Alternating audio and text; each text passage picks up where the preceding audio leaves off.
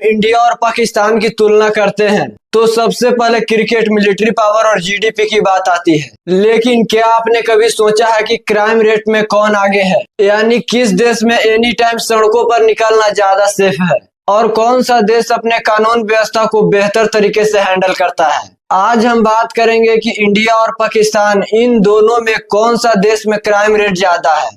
नमस्कार दोस्तों, इंडिया और पाकिस्तान दोनों ही साउथ एशिया का बड़ा देश है। इसका इतिहास 1947 से जुड़ा हुआ है। दोनों देशों का पॉपुलेशन, कल्चर और चैलेंज काफी हद तक सिमिलर है। लेकिन जब क्राइम की बात आती है तो आंकड़े एक अलग ही कहानी बयां करती है। आइए इस आंकड़े पर नजर डालते हैं। क्राइम इंडिया के हिसाब से 2025 तक की लेटेस्ट डाटा देखें तो पाकिस्तान का क्राइम इंडिया से ज्यादा है। जैसे कि कराची, लाहौर, इस्लामाबाद जैसे शहर हाई क्राइम सिटी में आते हैं, जबकि इंडिया के दिल्ली, मुंबई और बेंगलोर भी पीछे नहीं है। लेकिन ओवरऑल स्कोर में पाकिस्तान की रैंकिंग ज्यादा अनसेफ कैटेगरी में आती है। अब बात करते हैं सबसे डरावने क्राइम की, यानी 1 लाख लोगों पर कितना हत्या होती है।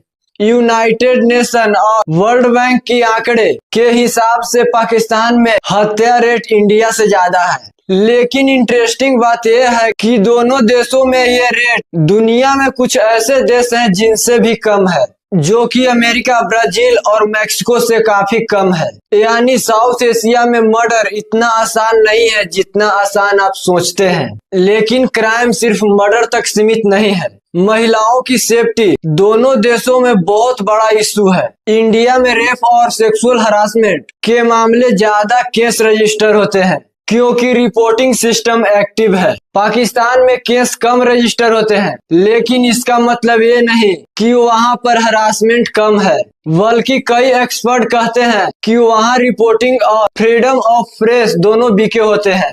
यानी ग्राउंड रियलिटी में दोनों देशों की महिला सेफ्टी कंडीशन बहुत खराब है। अगर हम आतंक और संगठित क्राइम की बात करें तो पाकिस्तान हमेशा इंटरनेशनल हेडलाइन में रहा है। तालिबान इन्फ्लुएंस, सांप्रदायिक हिसाब से और आतंकवादी ग्रुप वहां की कानूनी व्यवस्था को चैलेंज करते हैं। इंडिया भी उससे बचा नहीं है। कश्मीर आतंकवाद, नक्सलाइट और सांप्रदायिक दंगे हमारे यहाँ की आम बात है। यानी दोनों देशों में different type of violent crime excite करते हैं, बस पैटर्न अलग है।